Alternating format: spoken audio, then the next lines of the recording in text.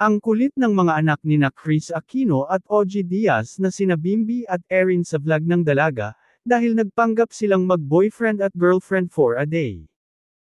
Pagkatapos kasi ng panayam ni Ogie kay Chris Aquino sa vlog nitong Ogie Diaz Inspires, na mayroon ng 3.7M views sa loob lamang ng 5 araw, ay nangako si Bimby na ipapasyal niya si Erin sa CA Disneyland Park Orange County, California. Habang naghahanda si Bim ng mga gamit niya na nasa body bag niya plus water bottle, ay inaasar siya ng dalaga dahil buong bahay daw ang bitbit nito, samantalang siya ay isang maliit na bag lang. Nag-usap sina Bim at Erin na kunwari ay magjowa sila at natawa kami sa sagot ng bunsong anak ni Chris, "Girlfriend ko siya kahit 17 pa lang ako," sabay tawa.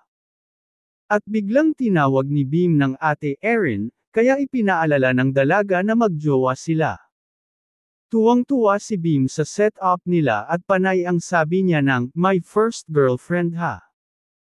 Nagkukulitan ang dalawa sa video na umabot sa mahigit 10 minuto lang, at halatang bata pa nga si Bim dahil kung akbayan niya si Erin, ay parang barkada lang. Napaka-normal ng buhay ni Bim sa Amerika, dahil naka-shirt and jeans plus sneakers lang ang suot nito, at sumusunod siya sa patakaran, tulad nung hindi sila nakapagpabook ng tiket sa Disneyland, at sinabihan silang pumila at sumunod naman ang binatilyo. Kahit mainit dahil may araw ay naglalakad sina Erin at Bim na walang payong sa napakalawak na parke ng Disneyland at in fairness, gentleman si Bim at binilhan niya ng remembrance ang dalaga na inilagay nito sa damit niya para maalala raw siya. Habang naglalakad, ay may nakakilalang mga Pinoy kay Bimby at hinilingan siyang magpa-picture na kaagad namang pinagbigyan. Samantala, tuwang-tuwa naman ang netizens kina Erin at Bim at heto ang ilang komentong nabasa namin. "Ang cute ni Bimby. He is so kind and handsome. Bagay kayo ni Erin. Sa ugali ni Bim, maswerte ang future wife niya. Wow! Kinilig ako, may chemistry kayong dalawa Erin and Bimby. Sobrang bait din ni Bimby.